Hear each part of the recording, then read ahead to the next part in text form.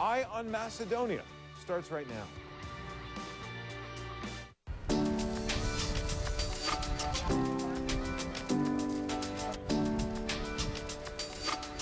Along the banks of the River Vardar at the historic Stone Bridge, a new vision rises for a country and its capital, Skopje in Macedonia. New museums, government buildings, and monuments are climbing into the skyline. It's an ambitious and controversial initiative the government predicts will not only transform the appearance of this city, but the economic future of the nation. Hello and welcome. I'm Jim Clancy, coming to you from Skopje, where a third of this country's 2 million people live. Over the years, this small southeastern European nation has gone through earthquakes, political unrest, and economic uncertainty. Now, on the heels of celebrating its 20th year of independence from the former Yugoslavia, the tide is turning for this tiny Balkan nation. Eye on Macedonia starts right now.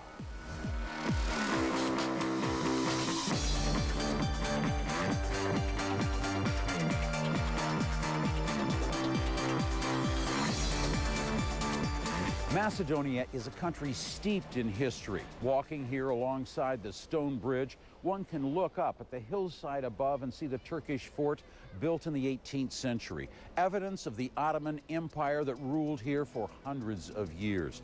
Dig deep enough on this site and you'll uncover Roman ruins, or simply look back to World War II when Nazi troops tried to blow up this very bridge.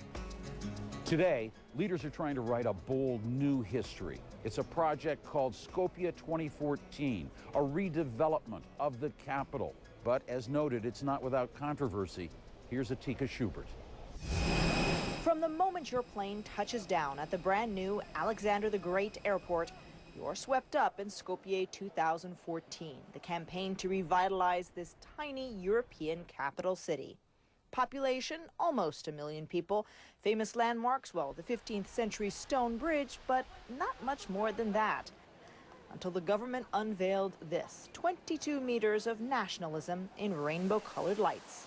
It's officially called Warrior on a Horse, a not-so-secret reference to Alexander the Great, claimed by both Greece and Macedonia to much diplomatic hand-wringing. The monument dominates Skopje's main square, so what does the public think? From this woman, a rapturous review. When you see Alexander, you have the feeling you are among the stars, she says. It is really beautiful, and all the Macedonians here are thrilled with the beauty. But this man is waiting for the final bill. Is the amount spent for the statues equal to their real value, he asks? I like art, but I want the amount spent to be realistic and not associated with any kind of money laundering, he says.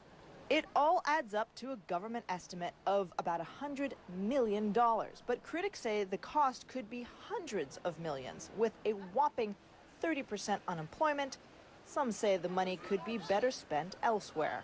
Skopje 2014 includes museums and a constitutional court built in neoclassical style, and of course, these tributes in stone to Macedonian history. Of course, projects like these are not just about art and design. They're about what it means to be Macedonian and how a young country defines itself. The government says the project is a national boost, already attracting visitors, citing a 25% increase in foreign tourists to the city. But one blogger compared the project to the statues of Easter Island. Massive monuments that literally drove the civilization that built them to ruin. We know who we are. We know we are Macedonians. We don't need anybody to remind us about it. But we need conditions to express our potential in our daily lives. Macedonian government is keeping many of the cost details quiet, letting the statues and the smiling faces that pose beside them speak for themselves. Building for the future. With the prospect of economic growth in Macedonia comes hope for new jobs. But how is this country preparing its workforce for what may lie ahead? We'll tell you.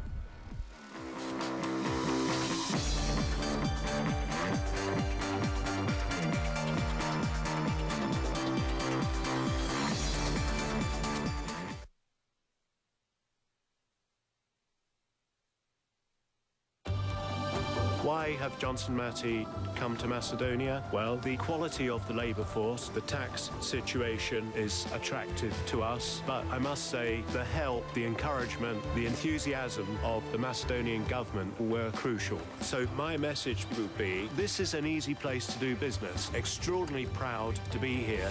Thank you very much, Macedonia. Come along. Invest in Macedonia, where everything comes into place. Under the patronage of Her Highness Sheikh Shamsa bin Suhail, wife of His Highness Sheikh Khalifa bin Zayed Al Nahyan, President of UAE and Supreme Commander of the UAE Armed Forces, NASABA presents the 3rd Annual Women in Leadership Forum and the Shamsa bin Suhail Award for Creative Women, celebrating excellence in leadership and innovation.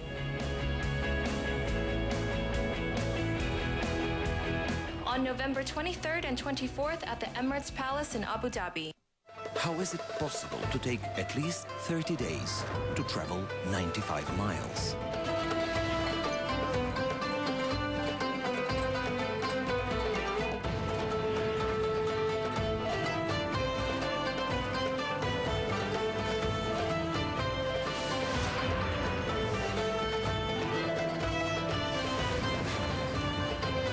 Small country, great food. Macedonia, timeless.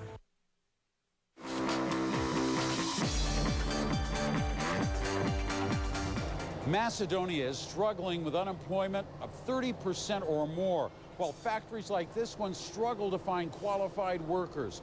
What's needed is a solution to bridge the gap. This factory has found one. 19-year-old Vlatko Georgiev considers himself a lucky man in Macedonia today. He has a job, thanks to an internship program that connected him with Ruin International Technologies, a French company that makes clutches for cars, trucks, and tractors. We had 3 months of internship, and after that we were offered a job by Ruin, he says, adding, "We're very lucky to work here." He's not the only one. On the factory floor, an aging workforce produces aftermarket clutches for export to Russia, South Africa, and across Eastern Europe. Ruin benefits from the internship scheme sponsored by USAID by finding young employees who can operate increasingly sophisticated machine tools. It's helping us to go through this whole process of recruiting new, young, well-trained people. The initiative is called My Career, a web-based portal using internships to help generate jobs like these in Macedonia. We've just passed over 2,000 interns that we've placed in a variety of companies here in Macedonia, and interest is growing all the time. There's another dimension at work on this factory floor. It's not just an internship program matching young workers with employers. It's also giving Macedonia's schools vital information needed to retool the education system to match the needs of industry. It gives the company the chance to evaluate the capacities of the students, but it also helps the schools to improve their curricula and to improve their programs in order to have better qualified students. The My Career initiative spans jobs in agriculture, banking, trade, and service industries. Already, they've helped place hundreds of high school and college graduates into employment. Vlatko has now been on his job for 18 months. He's from this area in Eastern Macedonia and is very proud of his work and a recent promotion. Even with official unemployment standing at more than 30%, he's got an optimistic message for Macedonia's young people. They must always try to find a job, and they must never lose hope, he says, because there is always hope. How can an internship program inspire hope? How can the best and the brightest of Macedonia, working together with educators and business, help spur investment that helps create more jobs and lift this country as a whole? We brought together some people to discuss just that. Eva Lozanovska is a graduate in traffic engineering. She has now spent 2 years with the information technology company NextSense.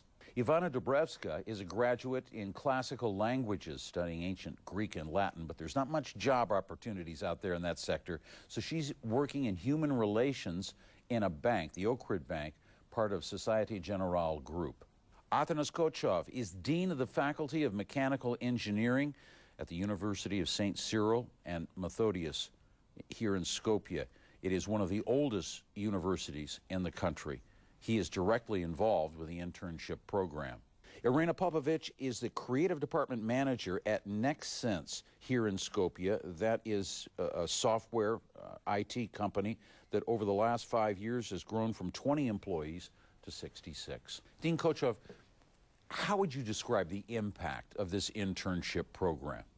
The company can influence on the student. They can work with the student. They can load them with a real job.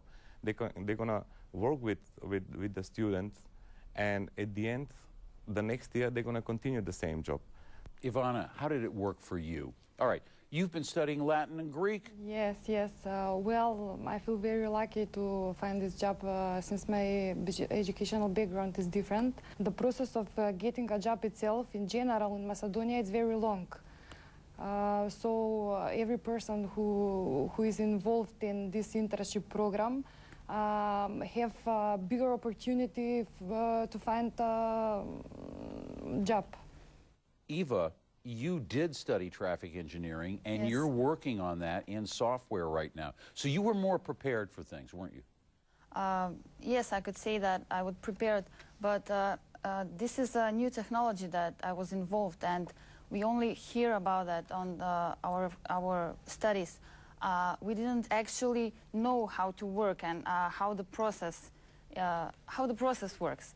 So it was a new thing for me. Let me bring in Irena, because Irena, she works with NextSense. You're at that company. How do you see working closer with the students before they come into the workspace? First, when they come, first they actually have a real task on the real project and a real client. We don't do just practice to, okay, let's do This whatever. isn't theoretical. They're actually dealing with clients, working on the project. Yeah, and we are working with enterprise clients, which have a very high level of quality assurance at the end. As a general rule, are students coming out of Macedonian schools prepared? I wouldn't say much. Dean, what do you think about Yeah, that? I'm not agree with that. That's why I'm saying that this internship program is very important, because through the internship program... You don't agree that the students aren't prepared? Yeah, I'm not agree that the students are not well prepared, because the students are prepared, but what we need the practical work. So that's why we need this internship program, because basically based on an internship program, we can invite also some experts from the companies to come at our universities or our departments, so they can have some classes over there, and they can have a transfer of their experience and knowledge to our students. Eva, when you get together with young people, do you talk about unemployment? I mean, do young people worry about, okay, I'm getting a degree, but I may not be getting a job?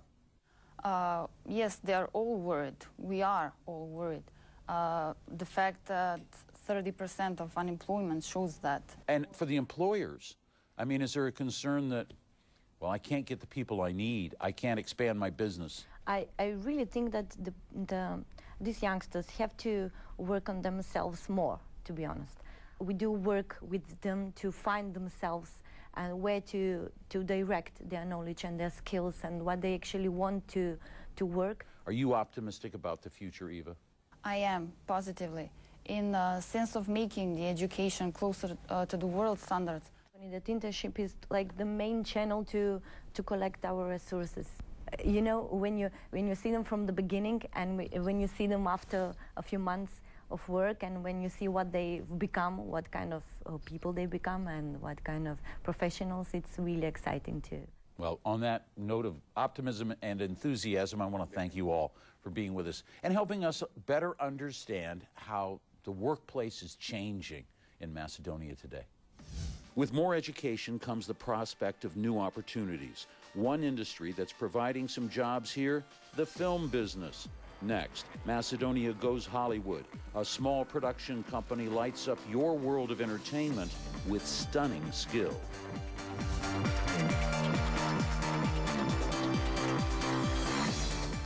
How is it possible to take at least 30 days to travel 95 miles?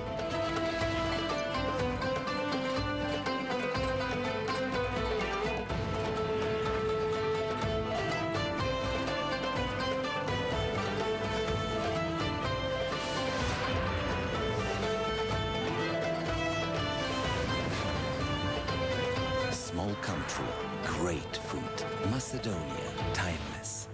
Poland's capital market is one of the strongest in the region.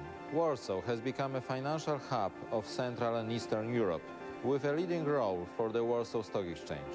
The biggest IPOs are an integral part of the ongoing privatization plan. Domestic financial institutions continue to develop as our economy grows. The Polish financial market is a key to success. We attribute our fast development to the Warsaw Stock Exchange.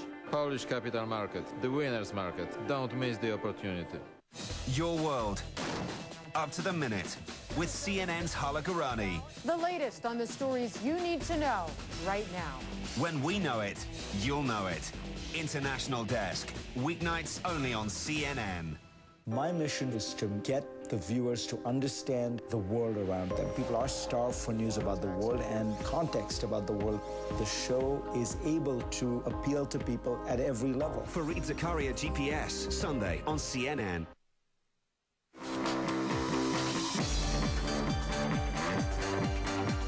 There's an artistic movement in Macedonia shaped not by the tools that crafted the country's historic monuments and churches, but by the movies. Whether a blockbuster Hollywood hit or an award-winning production, there's no denying that this country has had an influence on the film industry. And perhaps no one embodies that more than renowned director Milcho Manchevski. Milcho Manchevski has lived in New York City for 25 years. He says the sights and sounds inspire him to create. It's sort of the obvious things. It's the energy. It's the social space. There's so much social space. You can be anyone you want to be and people leave you alone. His list of works is vast, ranging from award-winning feature films, rap videos, TV shows, and even commercials about his homeland of Macedonia. Manchevski is just about to go on tour for his latest feature film, Mothers. The reason the film is called Mothers is because the film tries to ask questions about the nature of truth. And mothers are those who teach us first to tell truth and to tell lies. His first film, released in 1994, was what catapulted his career. Before the Rain was nominated for an Academy Award and won the Golden Lion for Best Film in Venice. Like, it was all of a sudden, you know, I mean, there I am, people sending my scripts back in the mail, unopened, unread. And a few months later, I'm, you know, in meetings with studio heads and you know, Nicole Kidman and Warren Beatty. Manchevski was born in Skopje, Macedonia, and started writing when he was a young boy, winning awards as early as age 12. But it was the United States where Manchevski was able to realize his possibilities, which is where he came as a teenager to study film and begin his career. You know, there's something about that promise of reinventing yourself, which I guess all the immigrants who ever came to the U.S. were probably thinking of. It's like, okay, and now for something completely different. And starting over and just trying to reimagine things. Manchevski starts over every time he sits down to write a new script or peer through the camera lens as a director. Driver, with the right hand, reach the window and open the door. And when it came to an episode of The Wire, a gritty series confronting drugs and gang warfare on HBO, he took on the project as a hired gun. When a chance to direct a rap video came his way, he embraced it, featuring a little-known band at the time called Arrested Development. They're all about community, and there's something softer and heartfelt about what they do, and I could really relate to it. So we went down to Atlanta and shot it around Atlanta. But it's Manchevski's homeland of Macedonia that remains the primary location for all of his films.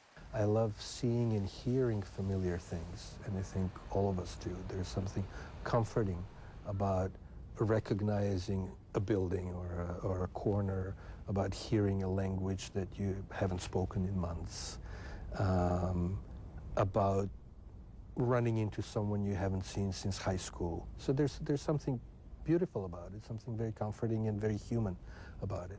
a man who offers us his own beautiful vision of his homeland. While Milcha Manchevsky thrives on capturing real, touching images of his homeland, for some Macedonian artists, it's all about creating a world unlike anything that really exists.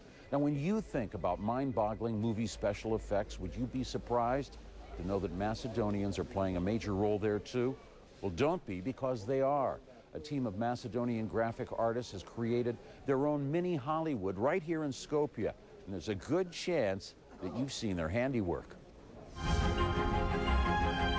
From the shimmering horizons of the Golden Compass to the awe-inspiring robots of Transformers, these are just some of the Hollywood blockbusters that Macedonia's FX3X has had a hand in. This is where all of the adding life to the characters happens. CEO Christian Danilovsky had a Commodore 64 in the 80s, and in 1991 he saw this film, Terminator 2. Liquid magic images like this inspired him to try his hand at animations and visual effects. The petrol tanker is hitting the robot, so then it will explode.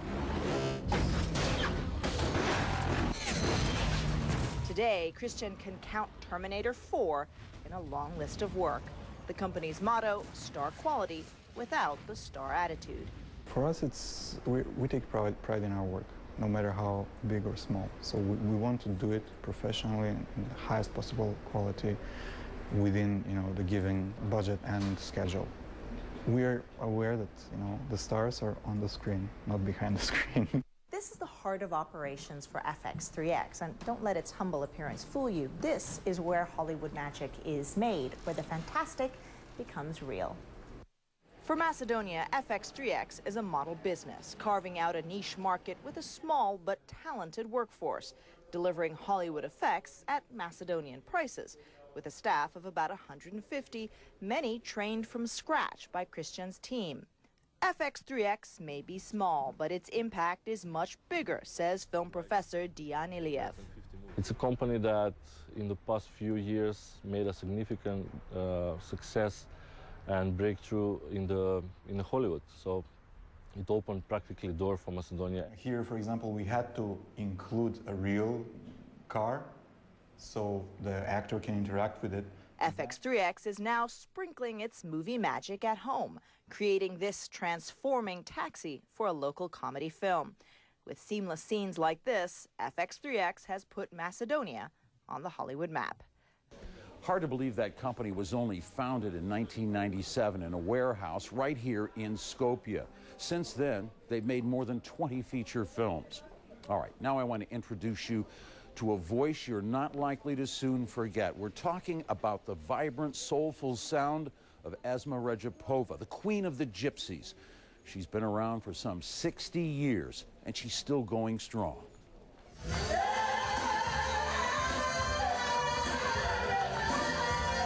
Esma Rajapova is royalty. She has a crown and a title, but most of all, a voice.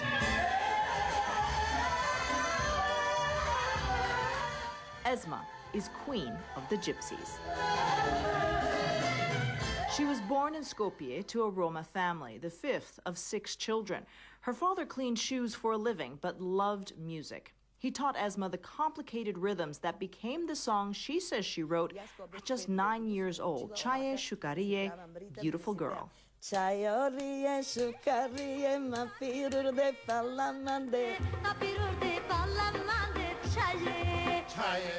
Her lucky break came in 1954 when she sang that song for a local radio station.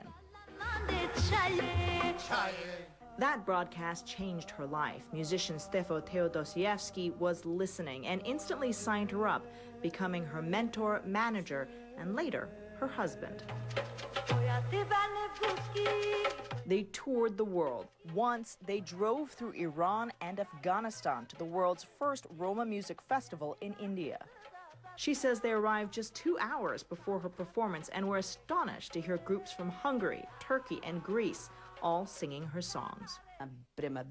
I was named the Queen of Roma music. In 55 years of singing, Esma has done 15,000 performances and is planning a new record, book, and tour for next year. When we visited her, she performed for a meeting of Roma leaders from across Europe, a queen among her adoring subjects, a living legend in Macedonia and far beyond. Truly remarkable woman with a rich musical history. Roma music itself is, of course, influenced by many cultures and remains popular all over the world. We hope you've enjoyed our special look at Macedonia. For now, I'm Jim Clancy. Thank you for watching.